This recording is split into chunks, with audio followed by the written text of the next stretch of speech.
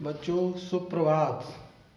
Social distancing का ध्यान रखते हुए आप काम करेंगे। हमने विज्ञान कक्षा 10 में अध्याय नंबर 3 धातु और अधातु के बारे में आपको कई प्लान हो चुके हैं, कई बार उसका अध्ययन हो चुका है। आपने कहा था प्रश्न लिखाइएगा, तो हमने प्रश्नों को लिखा है और क्रमबद्ध तरीके से लिखा है, उसको ध्यानपूर्वक देखेंगे। हम बता भी रहे हैं। प्रश्न नंबर 1 है आघात वर्धता किसे कहते हैं। प्रश्न नंबर 1 आघात वर्धता किसे कहते हैं। कुछ धातुओं को पीटकर, कुछ धातुओं को क्या करते हैं, पीटते हैं, और पीटने से धातुओं में क्या असर पड़ता है आप जानते हैं। पीटने से धातुएं फैल जाती हैं। पीटने से धातुओं क्या करती हैं, एक चादर के रूप में बन जाती है। इस गुण को आघात वर्धता कहते हैं। ठीक समझ में आया होगा। धातुओं को पीटने से जो फैलने का गुण है वो आघात वर्धता कहते हैं। प्रश्न नंबर 2 है तन्यता किसे कहते हैं। तन्यता किसे कहते हैं, तन जाए, तन जाए। जैसे धातुओं को पीटने से क्या होता है, वो तन जाती है। उनके धातुओं के क्या करते हैं, खींचने से उसकी तन्यता का जो तन जाता है, वह जो गुण होता है उसे कहते हैं तन्यता। धातु के पतले तार के रूप में खींचने की क्षमता को तन्यता कहते हैं। क्या कहते हैं, तन्यता। 1 ग्राम सोने से 2 किलोमीटर लंबा तार खींचा जा सकता है, इतनी उसमें तन्यता आ जाती है। समझ गए होंगे। तो तन्यता की परिभाषा क्या हुई, धातु के पतले तार के रूप में खींचने की क्षमता को तन्यता कहते हैं। अगला प्रश्न है ध्वनिक सोनोरस किसे कहते हैं। सोनोरस किसे कहते हैं। आपने देखा होगा, अनुभव किया होगा दैनिक जीवन में, जब कोई धातु नीचे गिर जाती है तो क्या करती है, आवाज आती है, उसमें ध्वनि उत्पन्न हो जाती है। तो उसमें उसी ध्वनि को क्या कहते हैं, ध्वनिक या सोनोरस कहते हैं। जब धातु किसी कठोर सतह पर टकराती है तो वह आवाज उत्पन्न करती है, इसे ध्वनिक या सोनोरस कहते हैं। समझ में आ गया होगा। अगला प्रश्न है 5 अधातुओं के नाम लिखो तथा एक ऐसी अधातु का नाम लिखो जो द्रव अवस्था में पाई जाती है। 5 अधातुओं के नाम हमने आपको अधातुओं के नाम बताए थे, फिर भी दोहरा देते हैं। कार्बन, सीसा अर्थ है कार्बन, सल्फर, आयोडीन और ऑक्सीजन और नाइट्रोजन, ये अधातुओं के 5 नाम हैं। और उसके बाद द्रव अवस्था में कौन सी धातु पाई जाती है, तो हमने आपको पहले बताया था ब्रोमीन, जिसका संकेत है Br, वो अधातु द्रव अवस्था में पाई जाती है। ठीक है। अगला प्रश्न है ऐसी 2 धातुओं के नाम लिखो जो हथेली पर रखने पर पिघल जाती हैं। 2 धातुएं ऐसी हैं जो हथेली पे आप रखेंगे तो वो क्या करने लगेंगी, पिघल जाएंगी, पानी की तरह हो जाएंगी, द्रव की तरह हो जाएंगी।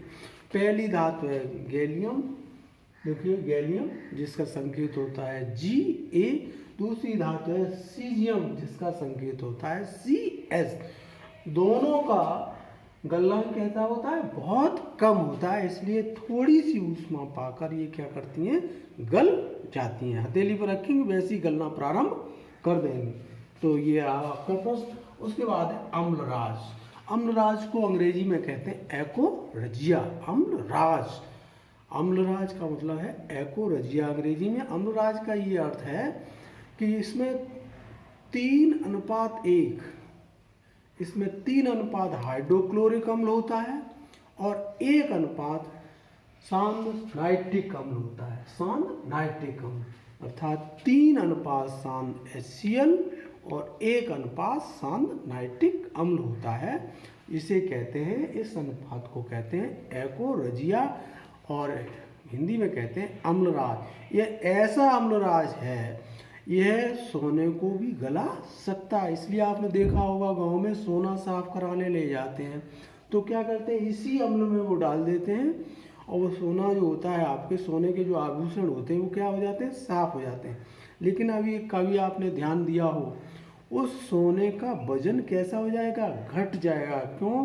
क्योंकि उसमें ये सोना एकोरेजिया में सोना क्या हो जाता है, गलने भी लगता है, इसलिए वो तुरंत उससे निकालता है और ब्रश से साफ कर देता है। ऐसा समझ गए होंगे। अब है अगला प्रश्न है हीरा या डायमंड। हीरा को क्या कहते हैं, डायमंड कहते हैं। हीरा कैसी है, हीरा कठोर, यह कठोर प्राकृतिक पदार्थ है। कैसा है, यह हीरा कठोर प्राकृतिक पदार्थ है। इसका गलनांक तथा क्वथनांक बहुत अधिक होता है, बहुत कठोर होता है। हीरा कार्बन का एक अपर रूप है, हीरा कार्बन का एक अपर रूप है। तो क्या कहेंगे, यह कठोर प्राकृतिक पदार्थ है, इसका गलनांक और क्वथनांक बहुत अधिक होता है। हीरा कार्बन का एक अपर रूप है। प्रश्न समझ गए, उत्तर भी समझ गए होंगे। अगला प्रश्न देखें, कौन सी धातु कमरे के ताप पर द्रवावस्था में मरकरी, पारा होता है, वो मरकरी द्रवावस्था में होती है।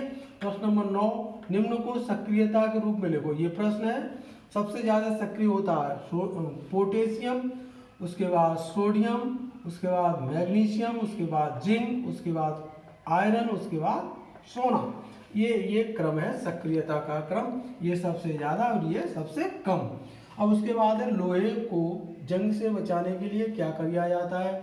लोहे को जंग से बचाने के लिए जिंक, लिखा है, जिंक की परत, पेंट, ग्रीस या अन्य प्रकार के किसी तेल का उपयोग करते हैं। लोहे की ऊपर परत लगा देते हैं, पॉलिश टाइप कर देते हैं, पेंट कर देते हैं, जिससे लोहा संक्षारित नहीं होता। इसको यूँ भी कह सकते हैं, यस द लेपन या मिश्र धातु भी बनाकर लोहे को जंग से बचाया जा सकता है। किसी और धातु को लेकर उसकी मिश्र धातु बना के उससे लोहे की जंग लगने से उसको बचाया।